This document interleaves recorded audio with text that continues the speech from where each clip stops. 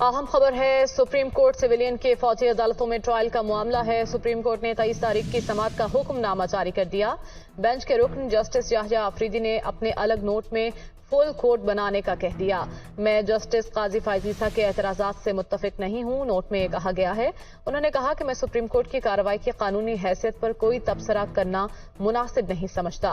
Justice काजी फायजीसा के उठाए गए एतराजात से हटकर अदालत में हम आहंगी और तवाजुन के लिए फुल कोर्ट को मामला सुनना चाहिए। उनकी जानिब से यह भी कहना था कि फुल कोर्ट के बगैर दिए गए फैसले की कानूनी हैसियत नहीं होगी।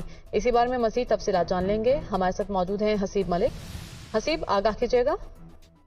जी बिल्कुल, ये फौजी अदालतों में शहरियों के ट्रायल का मामला था, जिसके ऊपर सुप्रीम कोर्ट ने 23 जून की समाअत का हुक्मनामा जारी कर दिया है। हुक्मनामे में कहा गया है कि दरखास्त गुजारों के वकला ने अपने दलाइल मुकम्मल कर लिए हैं। अटॉर्नी जनरल ने सूबों और वफाक में सिविलियन तहवील में मौजूद अफराद की तफसीलात भी पेश की हैं। हुक्मनामे में ये भी बताया गया कि अटॉर्नी जनरल के मुताबिक पंजाब में 616 KPK में जो है 4, सिंध में 172 अफराद सिविलियन तहवील में है, जबकि सुबह बलोचिस्तान में तफसीलात अदालत को फराहम नहीं की गई।